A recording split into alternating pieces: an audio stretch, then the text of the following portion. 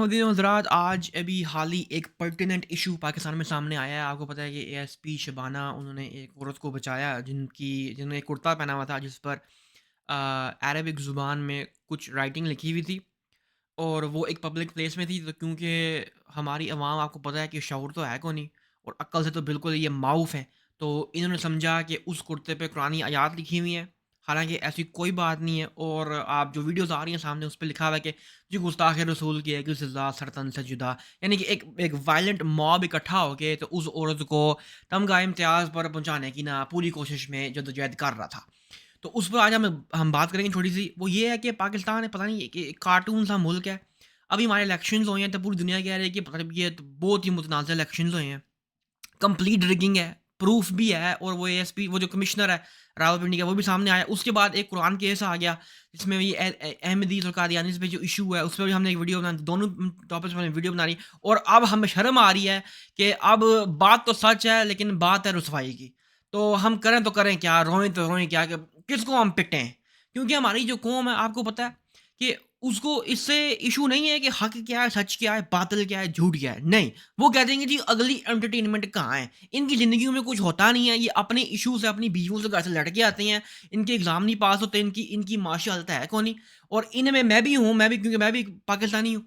By birth खून से मेरा खून तो वही है, खित्ता तो मेरा वही है, लेकिन इनको कोई और काम मिलता कोई दुनिया में इनकी चलती नहीं है, तो इनको क्या चाहिए? भड़ास निकालने के लिए कोई एक एवेन्यू चाहिए। तो कभी ये किसी को पकड़ लेते हैं, कभी किसी को पकड़ लेते हैं, कभी इसको चढ़ा दिया सूली पे, कभी उसको चढ़ा दिया सूली पे।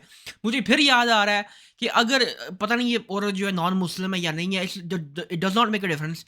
लेकिन अभी पहले वो एक प्रियदर्शन मुझे उसका नाम भी नहीं याद, लेकिन वो आया था यहाँ श्रीलंका से और वो उसने कहा था कि ख़त्म नबूवत के जो स्टिकर्स हैं ना, ये बाहर से पता नहीं उसने कहा था कि ये बाहर से कमेटी आ रही है तो ये कुछ स्टिकर्स हैं इनको हटा हटा दो तो जब वो चले जाएंगे तो हम उनको ना फिर लगा देंगे वो किसी की फिर हटेगी तो उसने वो स्टिकर्स लेके ना तो वो डस्टबिन में फेंक दिया और कहा कि ये इसने फेंकवाया है और उस बंदे का जो हशर हुआ ना आलमी बरादरी में जो हमारे साथ हो रही ना भाई बड़ी सुथरी हुई है ठीक है पाकिस्तानी अवाम जो है ना ये एक हिपोक्रिटिकल अवाम है ये अभी नूपुर शर्मा का केस आपको याद होगा वो औरत थी हिंदू उसका खुदा वो शिवलिंगम मुझे हिंदुइज़्म का इतना पता नहीं है तो कतला माफ़ करें लेकिन वो शिवलिंगम का ना वो एक मुसलमान था वो मज़ाक उड़ा रहा था कुछ कोई पढ़ रहा था शेर पढ़ रहा था, ठीक है? तो उस औरत ने कहा कि देखो अगर तुम इस तरह बात करोगे ना तो हम भी फिर बात करेंगे, फिर ये ना कहना कि ज़्यादती हो गई है। और उसने बिल्कुल ठीक कहा है, भाई आप किसी के खुदा का मज़ाक क्यों उड़ा रहे हो? लेकिन उसने कहा कि जी जान रहे हो, जान रहे हो। उसने कहा मुझे कोई पूछने वाला है कौन नहीं? और सही बात है, पाकिस्तान में सारे कहते हैं जी शर्मा को जो है वो आप जी को गाज़ी उठे। क्योंकि यहाँ पे तो आपको पता है कि हर बंदे का यही है कि खुद तो कुछ करना को नहीं, किसी को गाज़ी बना दो, चढ़ा दो किसी सूली पे। यार खुदा का खौफ नहीं है आप लोगों को, ठीक है? उस वो औरत बच गई है, शुक्र है यार वो औरत बच गई है। अल्लाह ने उसकी किस्मत सही लिखी हुई थी कि वो बच गई है। अगर वो ना बचती तो यार जितने भी ये लोग हैं ना, इसमें मुलव्वस जितने वीडियो बना जितने वो मैंने वीडियोज़ देखी पीछे लोग कस रहे हैं कि गुस्ताख़ रसूल की एक ही सज़ा सर तन से जुदा। तो यार अगर उसको कुछ होता, तो ज़िम्मेदार कौन था? सारे वो बंदे उस इवेंट में, उस एक्टिविटी में ज़िम्मेदार थे क्योंकि इनको बुनियादी तौर पे अलिफ-बे नहीं आती इस्लाम की। ये समझते हैं जो मौलवी ने हमको दिमाग में घोल के पिला दिया ना हमारे, बस वो ही हमारा कल्चर है। इन्होंने कल्चर को और इस्लाम को मिक्स किया हुआ है। और भाई सच्ची बात ये है कि आपका कल्चर है बहुत वायलेंट, ठीक है? आप मारते पहले हो, सवाल बाद में पूछते हो।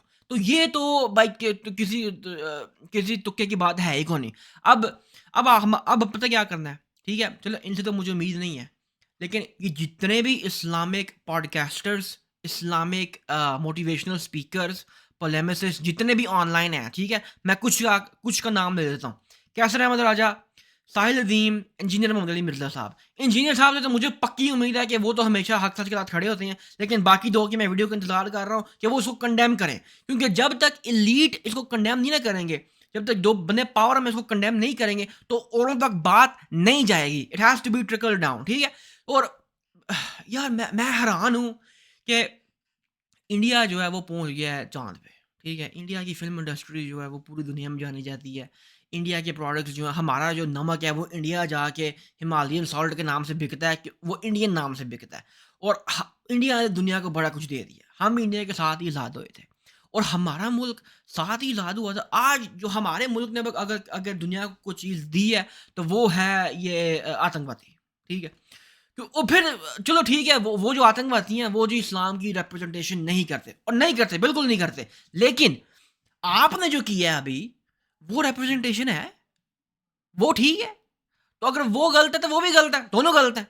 तो आप वो डॉक्टर इसरार अहमद सईद बिल्कुल सही कहते थे कि इन्होंने इस्लाम को नहीं कबूल किया, इस्लाम ने इनको कबूल कर लिया। ठीक है? कलमे का एहतराम है बस, बाकी इनमें कोई मुसलमानों वाली ख़स्लतें नहीं हैं और इनकी हरकतों की वजह से ना लोग इल्हाद की तरफ जा रहे हैं। क्योंकि वो एथियस्ट सही कहते हैं कि भाई आपने तो दीन को घोल के पी लिया हुआ है और आपका ये रवैया है, तो हमको तो नहीं चाहिए। वो क्या करें फिर उनको क्या उनको उनको हम सारे बताएँ कि हम सारे गलत हैं, हमारी किताब ठीक है। हालाँकि ये सच है, हम सारे वाक़ई गलत हैं।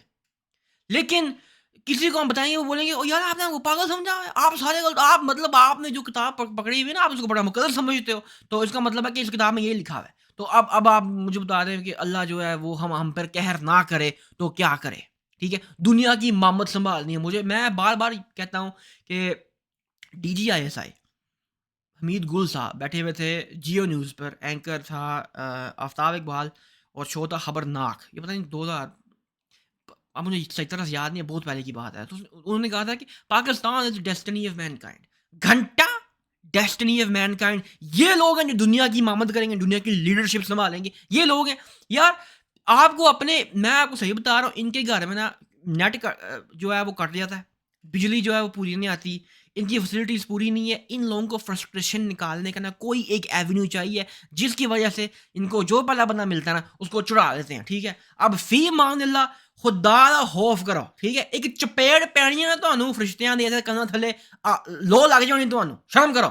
हाँ, अब क्योंकि मेरी फैमिली ने भी ये शो देखना होता है, मेरा चैनल देखना होता है, तो मैं ज़रा वो अल्फ़ाज़ यूज़ नहीं कर सकता, जो मैं बहुत कंट्रोल करके मैं नहीं यूज़ कर रहा, लेकिन मैं यूज़ करना बहुत, छोड़ो यार। मिलेंगे नेक्स्ट वीडियो में। वीडियो पसंद आई है, ठीक है, तो लाइक करो, शेयर करो, कमेंट करो, सब्सक्राइब करो। मिलेंगे नेक्स्ट टाइम। अल्लाह हाफ़िज़।